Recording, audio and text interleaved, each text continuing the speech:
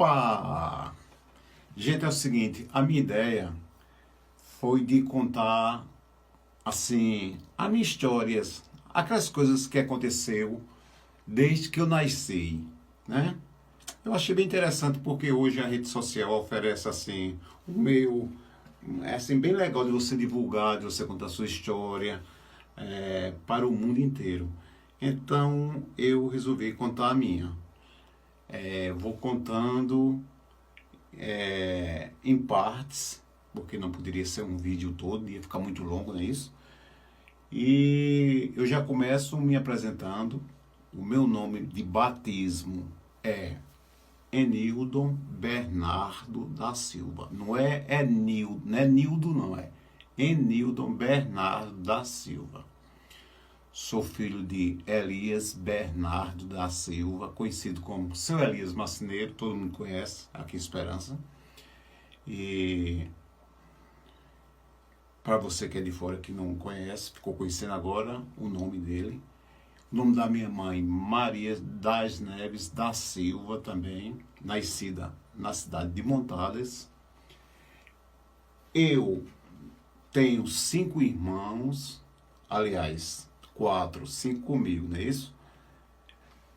Eu, Doca, aí tem o outro meu irmão, Hilton Bernardo, tem José Ailson, e tenho 2 irmãs, Maria Doraci da Silva e Dalva Maria da Silva também.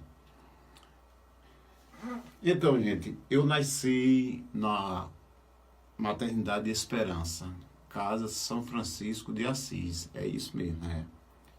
Maternidade, Casa São Francisco de Assis, aqui na cidade de Esperança, em 1965. Tenho hoje 57 anos, não tem quem diga. Brincadeira. Tenho 57 anos, nasci em 65. Fazendo as contas, vai bater para 57 anos. E, gente, nasci na maternidade, de lá minha mãe me levou para a rua Alfredo Regis, que na época era conhecido como Rua da Cadeia. Tinha assim, era 3 nomes a rua, né?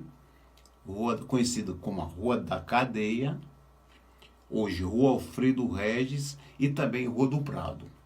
Mas era mais conhecido mesmo pela Rua da Cadeia. Então eu fui para uma casa, para quem é aqui de Esperança conhece muito bem, que fica em frente ao Aconchego, um antigo Aconchego, onde eu toquei muitas serestas com meu irmão. E lá eu passei um certo tempo.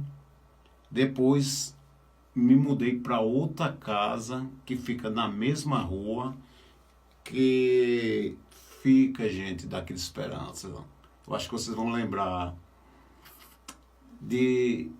da antiga bodega, a gente chamava bodega de Zé Pascoal, mais para cima, um pouquinho, onde era a casa de Antônio de Bila. Entendeu? Para vocês daqui de Esperança que conhecem. Esse vídeo eu queria dizer a vocês que não tem corte, é uma coisa, se eu errar eu continuo, porque eu gosto das coisas assim. No meu programa eu faço dessa forma, desse modelo. Então eu comecei a minha infância na rua Alfredo Regis, Rua da Cadeia hoje, né? E Rua do Prado também. A rua tinha 3 nomes. Bem legal. Gente, e naquela época era bem diferente, porque assim, eu até fico um pouco emocionado quando eu lembro. Eu tinha meus pais, né? Tinha meu pai, tinha minha mãe, mas entendo que são coisas da vida. Nós nascemos para o mundo O meu pai formou a família para o mundo, porque quando eu falo para o mundo, é porque hoje eu saí para o mundo e formei outra família, a que eu tenho hoje, né? Mas eu só quero, gente, agradecer aqui a meu pai, minha mãe, que me educaram de uma forma assim maravilhosa. Hoje eu posso dizer a vocês que tem os meus defeitos, como todo mundo tem, né? Todo mundo tem seus defeitos. E não sou perfeito, mas graças a Deus me considero assim uma pessoa do bem, desde criança, desde pequeno. Aí, eu vou começar falando também dos meus estudos. Aí fui estudar no José Souto. Tem muita gente aqui em Esperança que lembra da farda, né? Era um macacão azul, tinha um nome atrás, né? Escola José Souto. Onde hoje eu moro aqui na Belo Jardim, é bem pertinho aqui, né? Nunca esperava de vir morar bem pertinho da escola. Quando criança eu estudava lá. E naquele tempo, pessoal, era uma coisa sensacional também, porque as crianças, nós que ia aprender, a gente tinha o interesse mesmo de aprender, e as professoras eram em cima, tal, aquela coisa. Era bem legal mesmo, né? É como hoje. Hoje o ensino é bem legal, né? É muito exigido aí que as professoras cuidem dos alunos, e isso é muito importante para o desenvolvimento do nosso país. E não era diferente naquele tempo. Só assim, era assim, diferente em termos vamos dizer assim, da merenda. A merenda, hoje, as crianças aí têm de tudo, né? Tem de tudo, do bom e do melhor.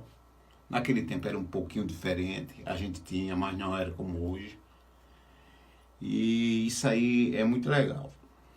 Aí fiz. Naquela época a gente começava assim, tinha o B, né?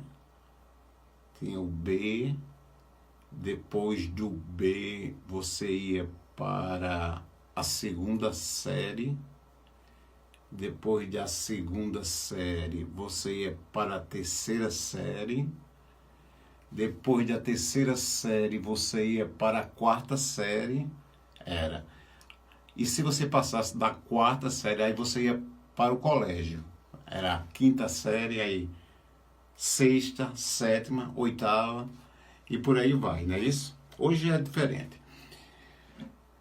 E, gente, eu fico emocionado quando eu lembro como era difícil também para a gente se manter na escola. Porque hoje o aluno tem de tudo, como eu falei. Tem merenda da boa, tem livro, fardamento. Naquele tempo não tinha, a gente tinha que comprar. Existia uma ajuda assim do gestor, mas pouquinha, não tinha. E para eu poder aprender alguma coisa, a minha mãe se doava mesmo, meu pai. Meu pai vivia mais assim no Rio de Janeiro, e minha mãe era quem cuidava mais da gente assim. E a regra na escola tinha que entrar de farda, como hoje em dia, né?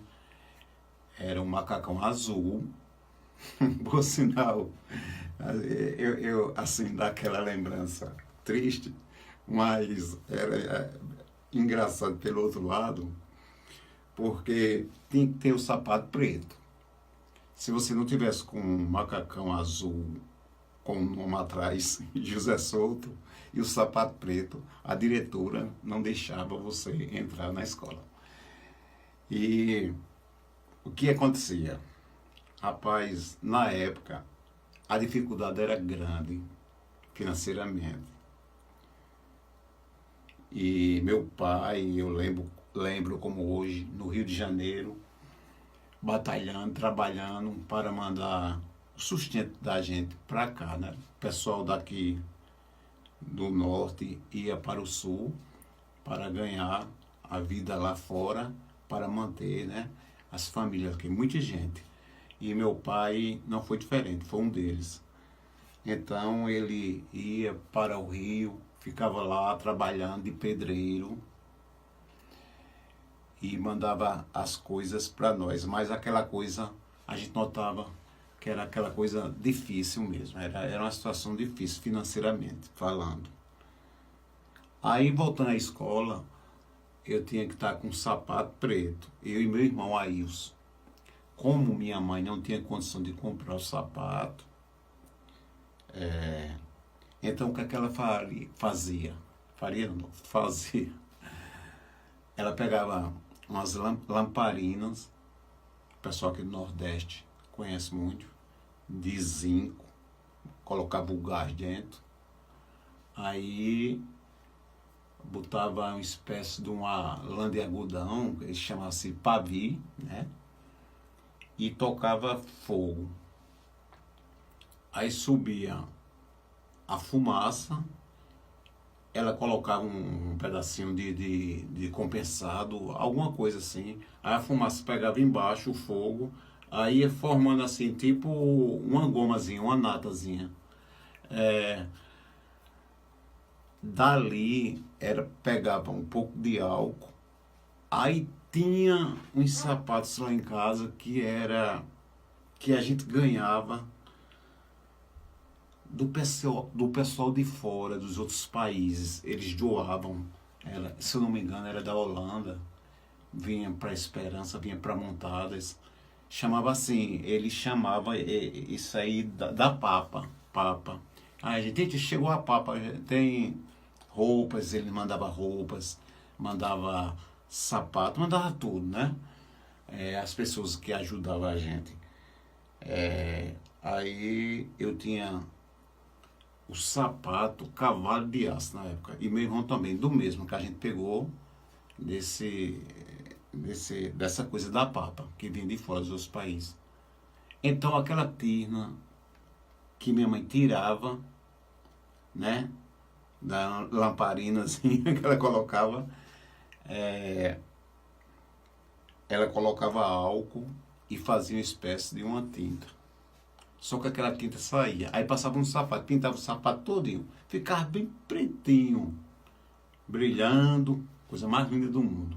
Só que quando a gente ia para a escola, a barra da calça começava a passar em cima do sapato e aquilo ali ia tirando a tinta. Ia tirando a tinta.